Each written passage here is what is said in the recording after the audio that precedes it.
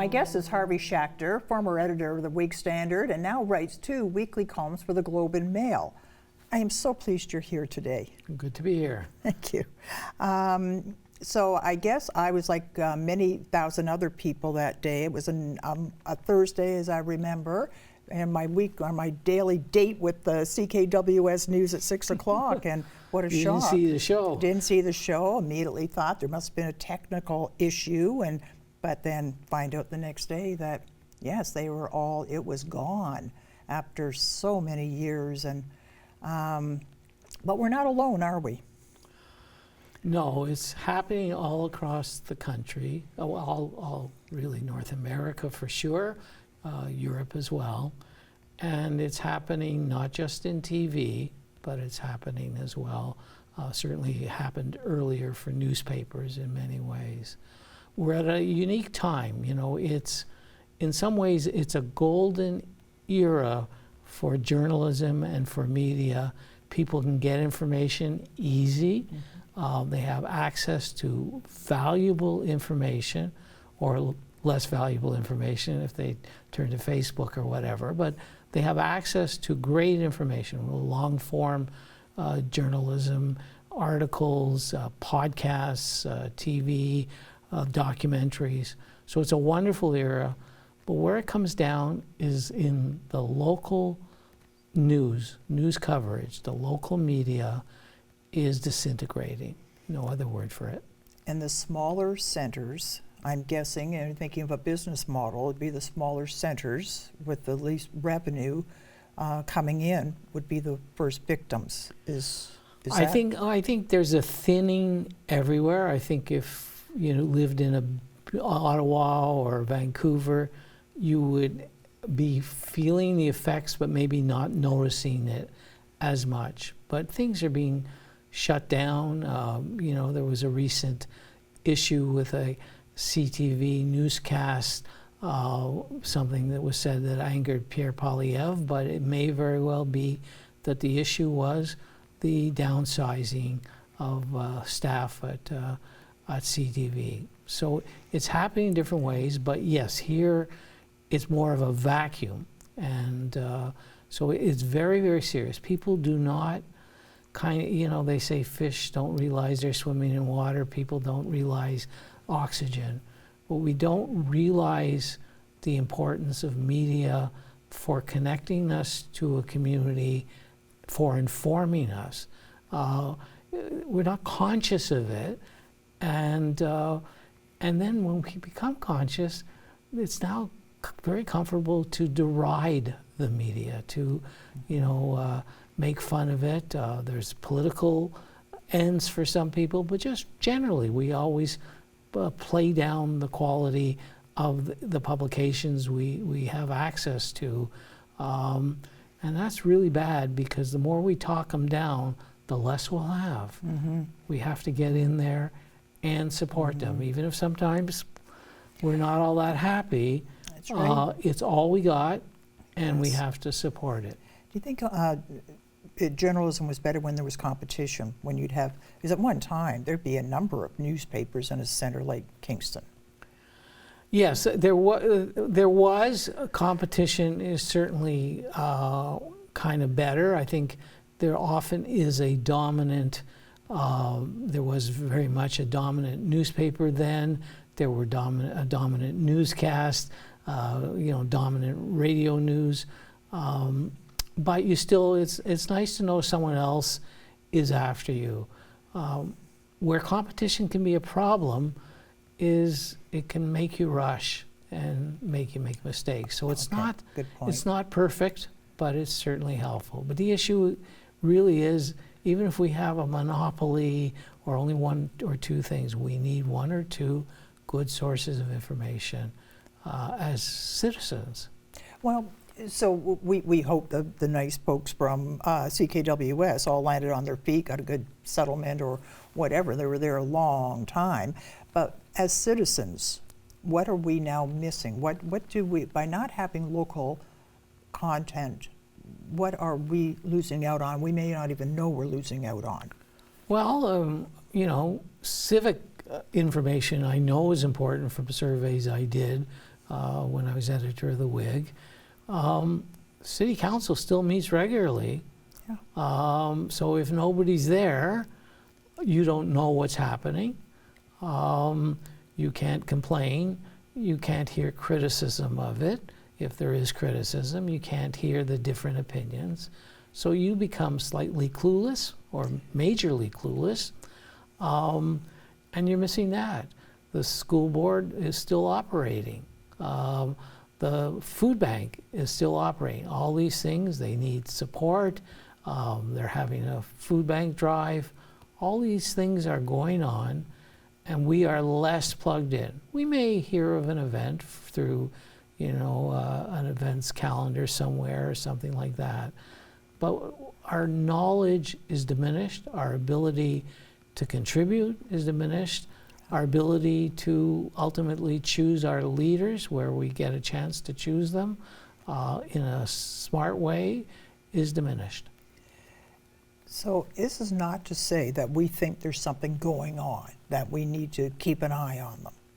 The police, Queen's University, City Council, it's just so we know what's going on. Because, yeah, you can watch the station and watch a City Council meeting, but who really is, not many people want to watch the full meeting. They want a summary of what's important to them. Exactly.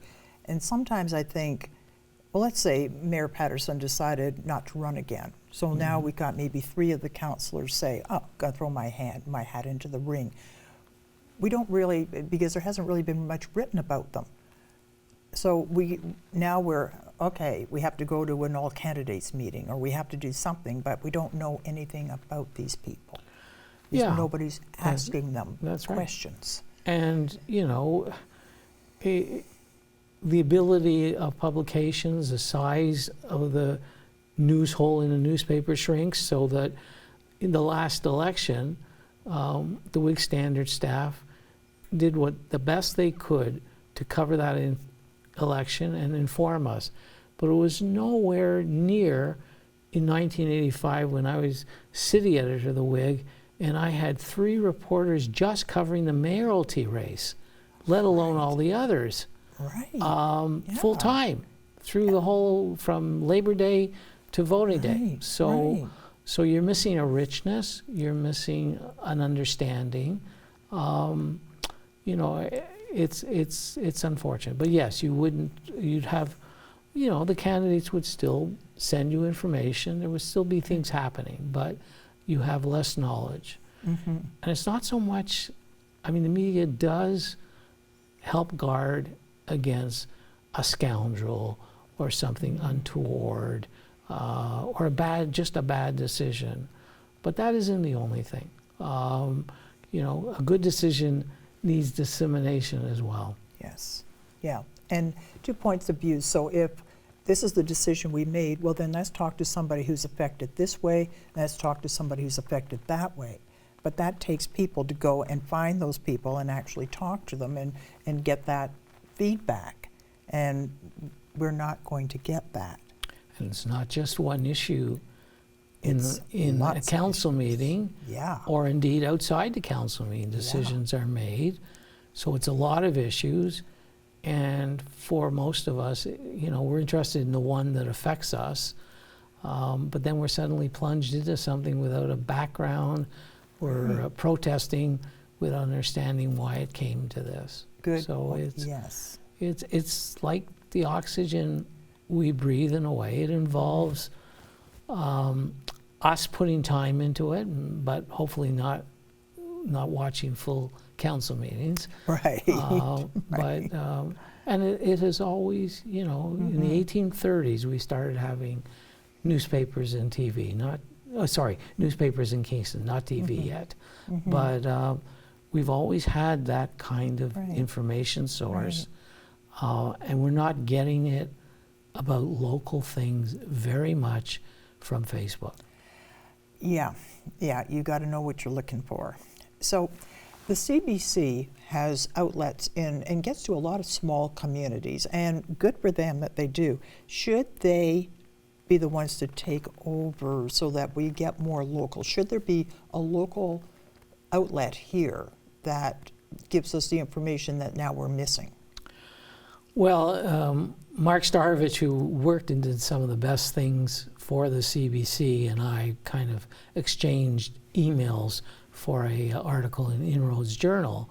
And Mark was very, very strong on that yes, the CBC was a natural thing to turn to.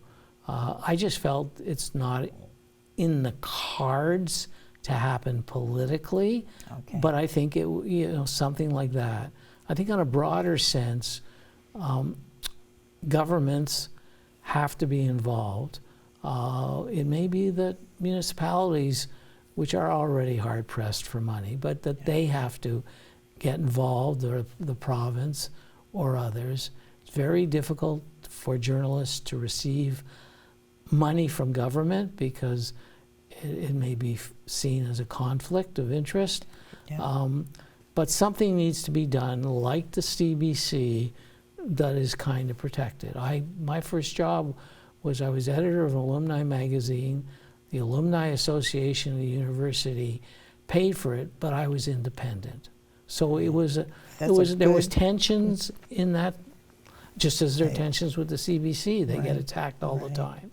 We have to find new formats, and government is certainly ideal for it, given their money. And recognizing that how important it is that it's part of democracy that we have an informed electorate.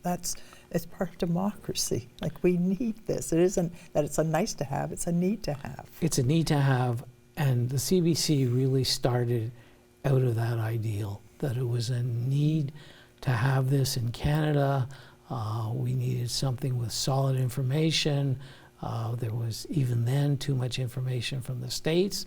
Right. And a CBC-like creature doing this, very big, might not be good, but maybe in each city, I don't know. But it is the ideal that led, was it the 1930s, to the CBC, a long time ago, by a conservative government. And the CBC is now attacked by conservatives, but not all conservatives, but it was a CBC good idea. Good idea, and maybe we'll talk again at some point, and we'll have some really wonderful news that something has happened and so on. Well, I'm looking into it, yes. Okay, Yeah.